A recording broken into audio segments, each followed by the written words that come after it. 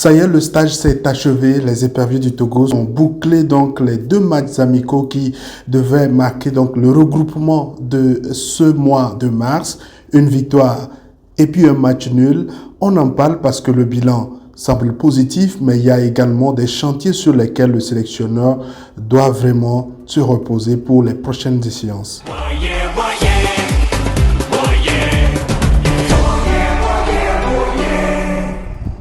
Salut à toi, bienvenue sur ma chaîne. Moi c'est Jacques, ici j'analyse l'actualité sportive africaine. Si tu ne l'as pas encore fait, abonne-toi à ma chaîne, active la cloche de notification pour qu'on puisse continuer par être nombreux par ici.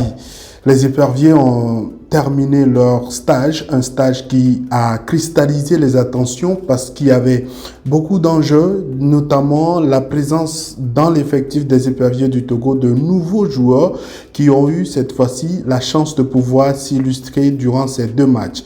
Lors de ma précédente vidéo, je le disais clairement que c'est une très bonne chose qu'on puisse voir ces jeunes sur ces 2 matchs parce que d'autres ont malheureusement fait leur entrée en sélection nationale lors d'une grosse confrontation face au Sénégal ou face à d'autres grands d'Afrique.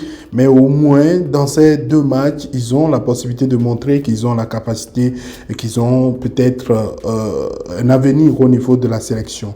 Alors, que dire à l'issue de la rencontre face à la Libye? Parce que je crois que ma précédente vidéo résume un peu mon ressenti à l'issue de la rencontre face au Niger. Mais cette rencontre face à la Libye a illustré qu'il y a vraiment du travail assez important qui est en train d'être fait.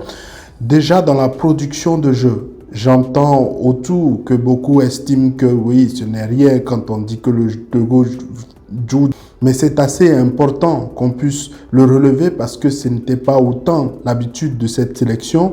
Quand elle produit du jeu, quand elle propose une circulation de balles assez fluide et des déplacements de joueurs assez intéressants, je pense que c'est un aspect important sur lequel on doit vraiment se reposer et on doit également relever cela comme illustratif du travail technique qui est en train d'être fait au niveau de la sélection, au niveau du sélectionneur, dans son système tactique où il veut vraiment que la sélection puisse posséder le ballon, puisse maîtriser le jeu pour pouvoir également se créer des opportunités. Je pense que dans l'ensemble, on peut se satisfaire de ces 2 matchs au niveau de l'intégration de ces jeunes joueurs. Beaucoup m'avaient fait le reproche de n'avoir pas évoqué leurs prestations lors du premier match. C'était fait à dessein parce que j'estime que sur le seul match, on ne pouvait pas donc conclure si les jeunes joueurs arrivés là pouvaient vraiment faire partie de l'avenir ou être cités parmi les satisfactions de ce regroupement. Mais finalement, sur les 2 confrontations, je pense que on peut se dire que le sélectionneur a bien vu de pouvoir les utiliser parce que en réalité, ce n'était pas des nouveaux joueurs pour le sélectionneur parce qu'il les a déjà vus évoluer au niveau club, déjà vus évoluer au niveau des U23. Donc, ce sont des joueurs qu'il a eu l'habitude de regarder et qu'il a estimé qu'ils étaient à même de pouvoir apporter une touche nouvelle au niveau de la sélection. Donc, pour moi, c'est logique, ils ont fait le job au niveau de leur performance. C'est vrai qu'on va leur demander désormais beaucoup plus. Comme la dernière fois, je demandais beaucoup plus à Karim Derman. Il y a déjà, on peut dire, la moyenne. Maintenant, il faut qu'il puisse relever le niveau et qu'il puisse également performer au niveau club.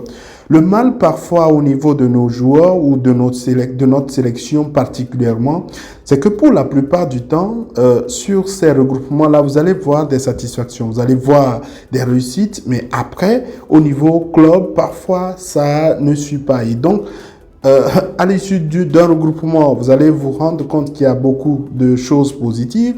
Et sur le prochain regroupement, vous allez vous rendre compte que finalement, les acquis n'ont pas été maintenus. On va espérer que les joueurs ont compris le message du sélectionneur et que véritablement, on va réussir à avoir ces acquis-là, garder ces acquis et travailler sur les chantiers.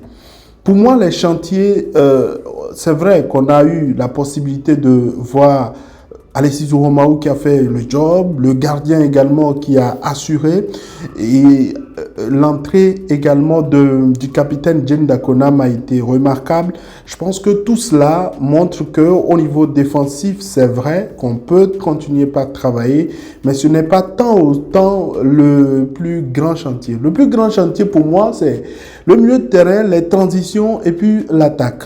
L'attaque parce que oui, on n'a pas convoqué Ilas Bebou, on n'a pas convoqué Laba Fodo, on a utilisé d'autres joueurs et je tenais déjà d'ailleurs à relever la bonne prestation de Plaka Fessou qui a été d'ailleurs à l'origine du but togolais sur le deuxième match et j'estime que on doit continuer par travailler sur cet aspect offensif.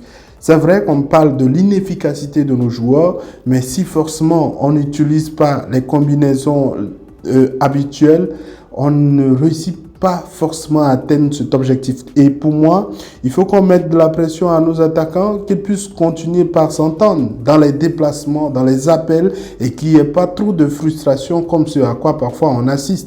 N'attendons pas d'être mené. Aujourd'hui, il y a également cette satisfaction au moins que le Togo, quand il est mené, réussit au moins à revenir au score. Il y a cet aspect-là. Parce que parfois, quand on encaisse ce but-là, on sombre. Mais désormais, sous la coupole de Paulo Dorte, le Togo, quand il encaisse, il se surpasse pour pouvoir recoller au score. Maintenant, il faut qu'on puisse désormais mener les débats.